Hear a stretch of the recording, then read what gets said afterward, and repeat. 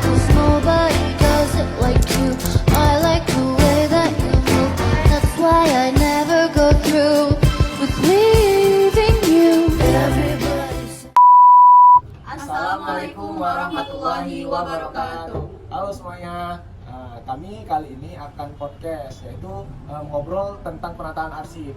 Sebelum kita masuk pembahasan, kami akan memperkenalkan diri. Saya Ferdi Maulana sebagai host di sini dan teman saya. Halo, saya Hilda Sipinaulia sebagai narasumber. Dan halo, saya Yudhistira Damayanti sebagai narasumber. Kami dari kelompok 10. Kami di sini akan mengobrol tentang penataan arsip. Sebelum masuk ke pembahasan, apa sih arsip yang teman-teman ketahui? Coba Hilda bantu jawab.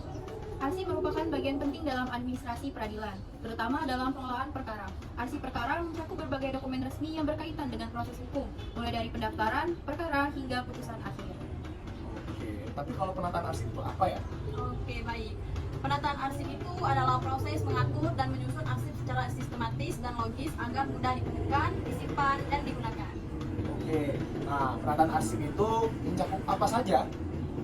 Yang pertama itu ada pemberkasan, klarifikasi, penyimpanan, dan indeks. Contohnya?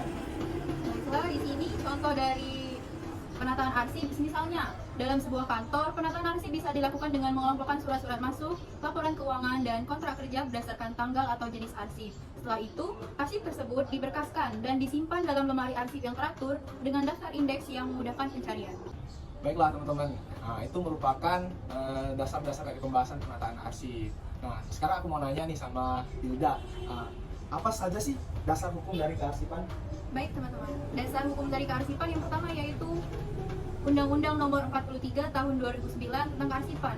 Undang-undang ini memberikan definisi bahwa arsip merupakan rekaman kegiatan atau peristiwa dalam berbagai bentuk dan media yang dibuat atau diterima oleh lembaga negara, pemerintahan daerah maupun individu sebagai bukti yang memiliki nilai guna. Yang kedua yaitu Peraturan Pemerintah Nomor 28 Tahun 2012 tentang pelaksanaan Undang-Undang Kearsipan.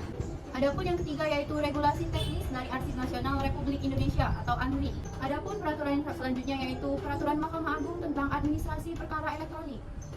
Sejalan dengan perkembangan teknologi, Mahkamah Agung juga mengeluarkan kebijakan terkait digitalisasi kearsipan dalam sistem peradilan melalui Peraturan Mahkamah Agung atau Perma Nomor 1 Tahun 2019 tentang administrasi perkara dan persidangan di pengadilan secara elektronik. Adapun undang-undang yang pertama yaitu undang-undang dan peraturan lain yang berkaitan dengan administrasi peradilan.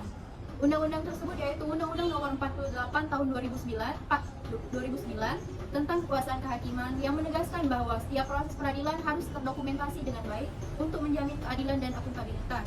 Yang kedua, Undang-Undang Nomor 14 Tahun 1985 tentang Mahkamah Agung beserta perubahan dalam Undang-Undang Nomor 3 Tahun 2009.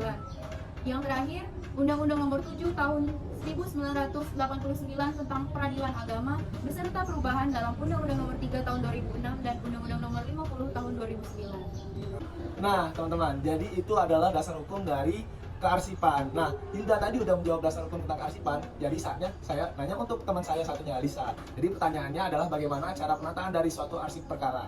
Oke, baik teman-teman. Di sini penataan arsip perkara dalam administrasi peradilan dilakukan secara sistematis agar dokumen tersusun rapi, mudah diakses, serta terjaga keamanannya. Berikut adalah langkah-langkah dalam menata arsip perkara. Yang pertama itu klasifikasi arsip perkara. Agar lebih terorganisir, arsip perkara dikelompokkan berdasarkan yang pertama nomor perkara, yang kedua jenis perkara, yang ketiga kronologis, dan yang keempat nama pihak yang berperkara. Yang kedua itu ada penerimaan dan pendaftaran berkas. Yang pertama, setiap perkara yang masuk di catatan dalam register perkara dan diberikan nomor register. Yang kedua itu ada dokumen dimaksudkan dalam map perkara yang berisi surat gugatan, alat bukti, putusan, dan dokumen lain. Yang ketiga itu ada penyimpanan dan pengelolaan arsip. Yang pertama, perkara-perkara yang masih berjalan disimpan di ruang arsip aktif. Yang kedua, berkas yang sudah selesai dipindahkan ke arsip inaktif sebelum atau pemusnahan. Yang keempat itu ada peminjaman dan penggunaan arsip. Yang pertama, arsip hanya boleh diakses oleh pihak berwenang seperti hakim, jaksa, atau pengacara. Yang kedua itu ada setiap peminjaman dicatat dalam sistem atau buku peminjaman untuk menjaga keamanan dokumen. Yang kelima itu ada pemeliharaan dan keamanan arsip. Yang pertama, arsip fisik dijaga dari kerusakan akibat kelambatan, kebakaran, atau hama. Yang keenam, ada retensi dan pemusnahan arsip. Yang pertama, arsip yang sudah melewati masa penyimpanan tertentu dapat dimusnahkan sesuai regulasi.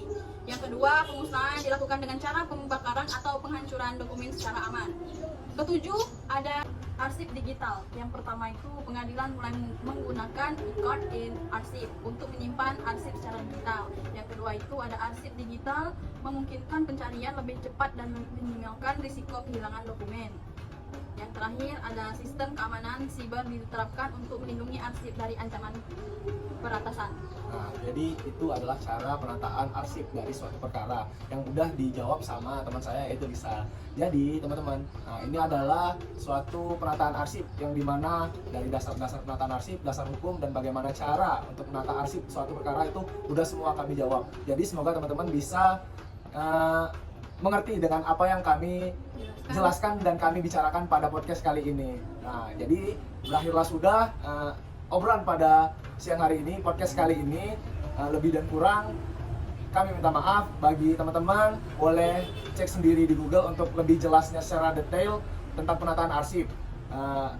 Kami pamit undur diri dari kelompok 10. Kami akhiri. Wassalamualaikum warahmatullahi wabarakatuh. Dadah.